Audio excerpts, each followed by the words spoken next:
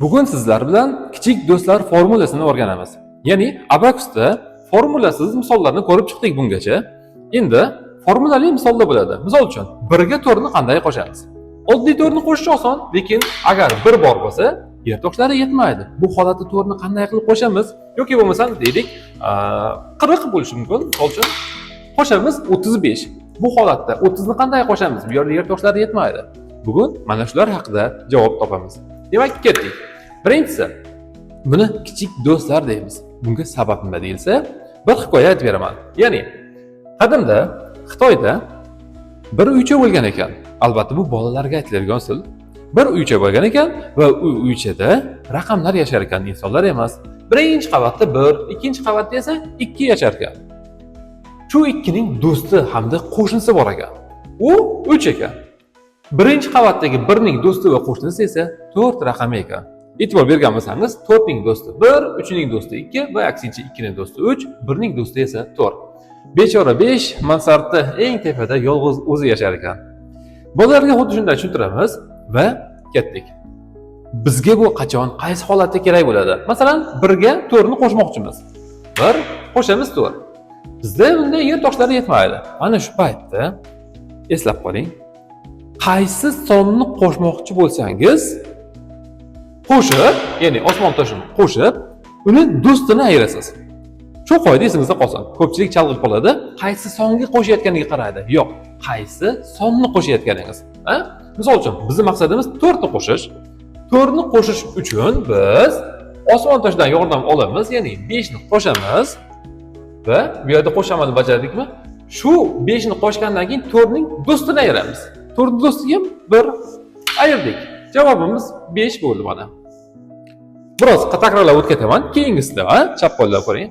10 qo'shamiz 40. Mana misol uchun chap qo'ldan ko'rsatayli. 10 qo'shamiz 40. Yer toshlari yetmaydi. Nima qilamiz deyilsa, qo'shish uchun qo'shib, ya'ni osmon toshini qo'shib, uning do'stini ayiramiz. 4 ning do'sti 1 ni ayiramiz. 1 ni mana bu yerdan ayirib qo'yish yo'q. Agar bor bo'ladigan bo'lsa, shunda ham chalg'imaysiz, e'tiborli bo'ling. 10 qo'lda qo'shdingizmi? 10 qo'lda, chap qo'lda qo'shdingizmi? Chap qo'lda. O'sha joydan ayirasiz. Bu kichik do'stlar faqatgina bitta ustun uchun amal qiladigan formula hisoblanadi. Demak, mustahkamlaymiz, ketdik. 4 ga 3 ni qo'shish uchun nima qilamiz? Xuddi o'sha usul yana. Maqsad 3 ni qo'shish ekan. 3 ni qo'shish uchun qo'shib 3 ning do'stini ayiramiz. Mana, bizdagi son bo'lsin 4 ekan. 4 ga 3 ni qo'shmoqchimiz. Qo'shish uchun 4 ga 3 ni qo'shish uchun qo'shib, ya'ni osmon toshini mansabdagini qo'shib, shu 3 ning do'stini ayiramiz, ya'ni 2 ni. Ayirdik, javob tayyor, yetdi. Keyingisi 10likda ko'raylik. 30 qo'shamiz 30. Bunda ham yer toshlari yetmaydi. Qo'shish uchun, mana 3 ni qo'shish uchun maqsadimiz mana bu 3 emasda, mana bu 3 ni, ya'ni 30 ni qo'shishimiz kerak. Qo'shish uchun qo'shib, shuning do'stini ayiramiz. Ya'ni qo'shmoqchi bo'layotgan sonimiz mana bunga e'tibor berasiz, shuni do'stini ayiramiz. 3 ning do'sti 2. Va javob 6 va 0, ya'ni 60. Keyingisi 3 ga 2 ni qo'shmoqchimiz. Usul bir xil. Mendan avval bajarishga urinib ko'ring. Agar siz yangi o'rganayotgan inson bo'lsangiz, bu yaxshi natija beradi. Demak, ketdik. 3 ga 2 ni qo'shmoqchimiz. 3 ni qo'shdik.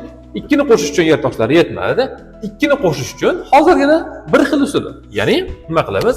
2 ni qo'shish uchun qo'shamiz va 2 ning do'stini ayirib tashlaymiz. 2 ni qo'shish uchun maqsadimiz, mana bu yerda bizda 3 turibdi. 3 ga 2 ni qo'shmoqchimiz. 5 ni qo'shamiz. Mana qo'shdik. Endi shu 2 ning do'sti bo'lgan 3 ni ayirib olamiz. Javob 5. Katta formulada ham bir sinab ko'ramiz, Xo'p, keyingisi 4 plus 2, ya'ni 40 ga 20 ni qo'shish.